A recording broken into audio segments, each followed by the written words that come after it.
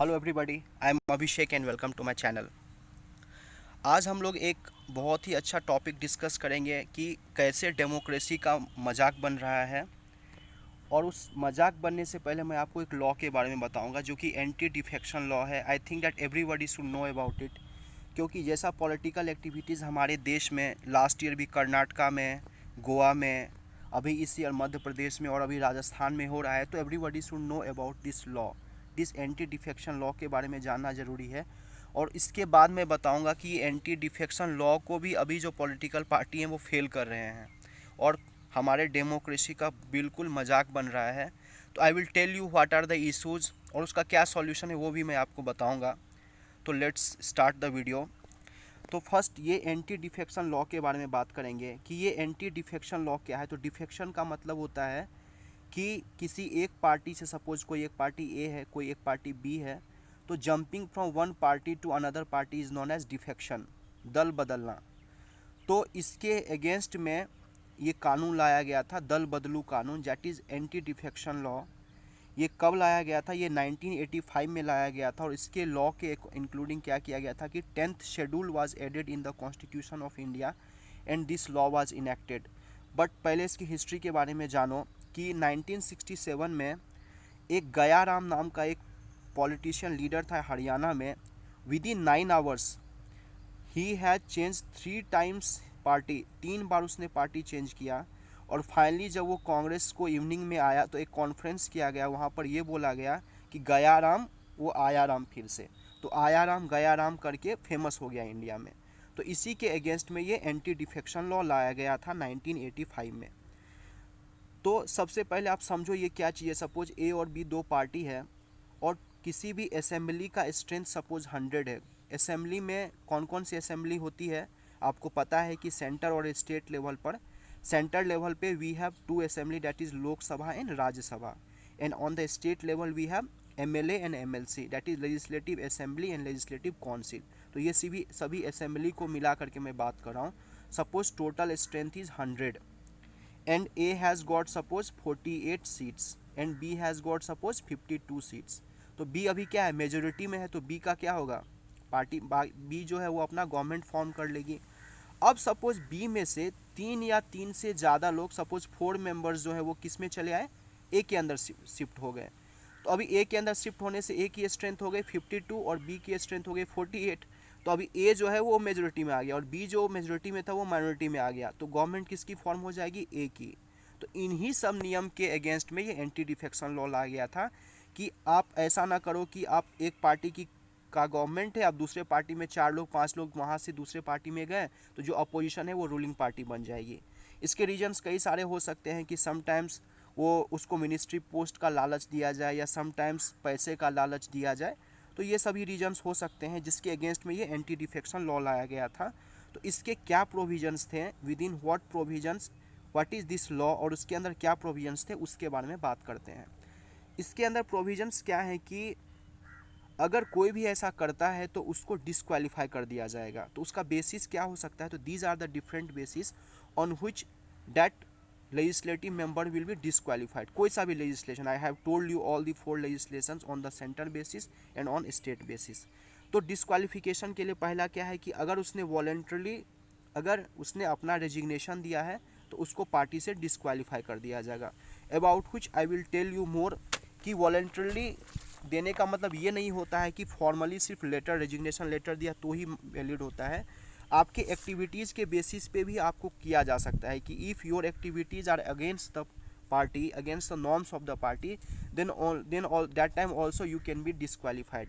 Secondly है कि अगर आप पार्टी के इंस्ट्रक्शंस को फॉलो नहीं करो, इट मीन्स दैट अगर पार्टी ने आपको एक व्हिप जारी किया, व्हिप एक होता है जिस, इट मीन सिंपली आप यू अंडरस्टैंड कि इट्स लाइक अ इंस्ट्रक्शंस कि सपोज आपको असेंबली के अंदर आना है, आपको वोटिंग में पार्टिसिपेट करना है। तो अगर आपने ना तो आप असेंबली में आ रहे हो ना वोटिंग में, आप एब्सटेन कर रहे हो वोटिंग से, इसके अलावा अगर आप मीटिंग्स में भी नहीं आ रहे हो तो इस बेसिस पर भी आपको डिसक्वालीफाई कर दिया जा सकता है। थर्ड बेसिस है कि if you have contest any election as independent party, और बाद में आपने क्या किया, जीतने के बाद कोई ना कोई पॉलिटिकल पार्टी ज्वाइन कर लिया, तो on that basis also you can be disqualified. And fourth basis is कि अगर आप एक नॉमिनेटेड मेंबर हो, सपोज राज्यसभा के अंदर में 12 members are nominated, if you are a nominated member also, then on that cases also you will be disqualified with in 6 months. अगर आपने कोई पार्टी ज्वाइन करके इलेक्शन नहीं जीता है तो आपको डिस्क्वालीफाई कर दिया जाएगा। तो these are the different basis on basis of which this anti defection law was passed. इस लॉ के अंतर्गत इस बेसिस पर आपको क्या किया जाएगा कि डिस्क्वालीफाई कर दिया जाएगा। बट इस बेसिस में क्या है, in this anti defection law this will be not valid on the basis in case of merger. It means कि अगर मैंने आपको बताया था कि 3-4 लोग अगर वहाँ से यहाँ आ गए तो इसके लिए कुछ तो रूल होना चाहिए। तो स्टार्टिंग में देयर वाज 1/3, नो इट्स 2/3। बाद में इसको अमेंड किया गया कि अगर किसी भी पार्टी से 2/3 ऑफ टोटल स्ट्रेंथ उस पार्टी का अगर वो वहाँ से टूट के दूसरे पार्टी में आ गया तो वहाँ पर आप डिस्क्वालीफाई नहीं होगे। इट मीन्स सपोज किसी पार्टी के अंदर में टोटल 30 मेंबर्स का स्ट्रेंथ है, अगर उसमें से 2/3 इट मीन्स 20 और एबव अगर मेंबर्स वहाँ से टूट के दूसरी पार्टी में आ गए तो उस केस में वो कोई भी डिस्क्वालीफाई नहीं होगा। इट्स वेरी सिंपल, ये 2/3 या उससे ज़्यादा का स्ट्रेंथ आप तोड़ना it's very difficult. So it was a very strength in anti defection law कि 2/3 पार्टी तो तोड़ना बहुत ही मुश्किल है। तो ये तो पॉसिबल ही नहीं है कि इतना मेंबर्स को तोड़ के पार्टी में लेके खुद गवर्नमेंट बना लें। तो therefore this rule was very nice. But अब क्या हो रहा है, इसका मजाक बन रहा है। इसका मजाक कैसा बन रहा है कि आपको मैंने बताया था ये वॉलंटरी रिटायरमेंट की बात। इसके बाद मैं आपको इसके कुछ लूप होल्स भी बताऊंगा। पहले आप समझो इस चीज़ को कि ये जो आपको मैंने बताया था रेजिग्नेशन की बात, इस बेसिस पर। और दूसरा, सबसे पहले ये जो डिस्क्वालिफिकेशन होता है ये कौन करेगा, किसको पावर है, तो द चेयरमैन और speaker of the house has authority. और उसका डिसीजन जो है वो स्टार्टिंग में क्या था कि उसका डिसीजन ही फाइनल होता था and it was away from the judicial review also. But बाद में एक केस आया था किहोतो होलोहन। इस केस में ये आया कि जो अगर स्पीकर ने ये निर्णय लिया है कि कोई भी असेंबली के members if they are disqualified then it would be under judicial review कि किस बेसिस पर उसको डिस्क्वालीफाई किया गया है, उसका बेसिस सही है या नहीं, but after the final decision of speaker only. और ये रेजिग्नेशन मैंने आपको क्या बताया कि ये एंटी डिफेक्शन लॉ में क्या है, कुछ लूप होल्स हैं। लूप होल्स क्या होते हैं और बाद में मैं आपको बताऊंगा कि कैसे इसका और मजाक बना। लूप होल्स क्या होते हैं कि अगर suppose if any legislative member is in a party और वो उस पार्टी के बाहर में, जैसे असेंबली ख़त्म होता है, बाहर में उल्टा सीधा बोलना स्टार्ट किया अपने ही पार्टी के बारे में। जैसे example I can tell you that Shatrughan Sinha, Yashwant Sinha from BJP. So these members वो लोग क्या करते हैं कि पार्टी में रहते हुए वो पार्टी की बुराई करते हैं बाहर। तो इस लॉ में क्या है कि this is the loop holes कि इफ़ असेंबली के अंदर में अगर आप कुछ एक्टिविटीज़ कर रहे हो तभी स्पीकर ये निर्णय ले सकती है। दूसरा क्या है कि अगर आपके अगेंस्ट में कोई कंप्लेंट करेगा, कंप्लेंट में भी क्या है, पहले क्या था कि जो हमारे असेंबली के मेंबर्स थे वही सिर्फ कंप्लेन कर, लेकिन कोई भी वोटर्स वो चाहे जीते या ना जीते, वो लोकसभा का मेंबर हो ना हो, बट वो सदन के अंदर है, अगर उसने कंप्लेंट किया है स्पीकर को तो ही आप उसको डिस्क्वालीफाई कर सकते हो उस बेसिस पर। And third, what is limitation कि there is no any time limit. It means कि अगर स्पीकर ने किसी भी असेंबली मेंबर्स के अगेंस्ट में एक सो कॉज नोटिस दिया है तो एक टाइम लिमिट्स नहीं है कि कितने टाइम लिमिट्स में वो प्रोसेस होना है। And fourth also you know that judiciary में क्या है कि जब तक फाइनल डिसीजन नहीं स्पीकर का आता है so up to that time judiciary is also helpless. Pre decision stage में जुडिशियरी हेल्पलेस है इन सभी में, इस डिफेक्शन लॉ में। तो ये एक अच्छा भी है।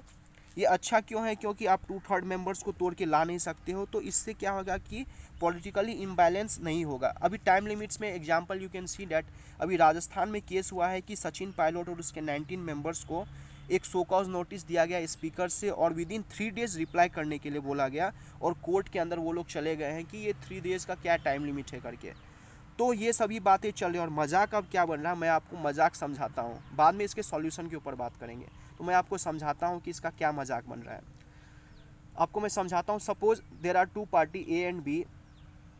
अभी चल क्या रहा है कि एंटी डिफेक्शन लॉ में क्या है कि इफ़ 2/3 ऑफ द मेंबर अगर वो जाते हैं तो डिस्क्वालीफाई नहीं होगा, अदरवाइज आप डिस्क्वालीफाई हो जाओगे।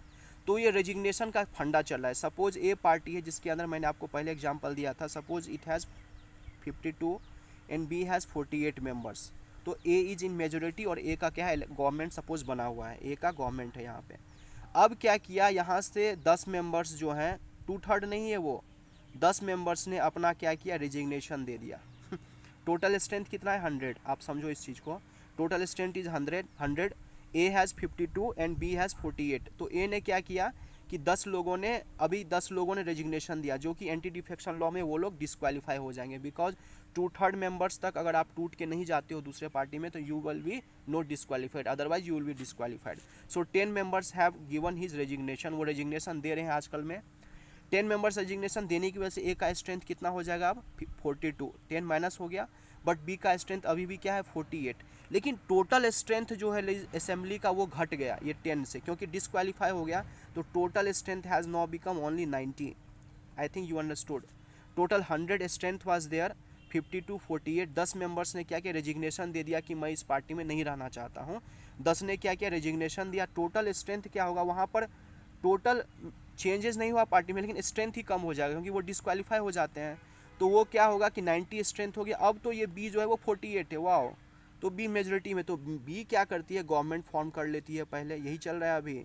लास्ट कर्नाटका में भी यही हुआ था कि रेजिग्नेशन दिया, गवर्नमेंट फॉर्म किया, ये 90 सीट्स के अकॉर्डिंग ही क्या होता है अभी, फ्लोर टेस्ट होता है। In floor test obviously B will clear the floor test and B will form the government, but what happens, this for these 10 seats there will be by elections होते हैं। अब क्या करिए, 10 मेंबर्स जो है ये ऑलरेडी पहले से ही डीलिंग हो रखा है इनका, किनके साथ, बी के साथ। अब ये 10 मेंबर्स क्या करेंगे, दोबारा इलेक्शन करते हैं और हमारे जनता जनार्दन जो है, we people again elect those 10 members only, 10 लोग जो एक पार्टी से टूट के रिजाइन दिए थे, उन्हीं को हम लोग जितवा देते हैं, वो जाकर बी में इंक्लूड हो जाते हैं और मिनिस्ट्री पोस्ट भी ले रहे हैं। कर्नाटका के अंदर ऐसा ही हुआ है कि सभी लोग निकले और दोबारा से उसी पार्टी को ज्वाइन कर लिया, अपोजिशन को, और उनको मिनिस्ट्री पोस्ट भी मिल गया।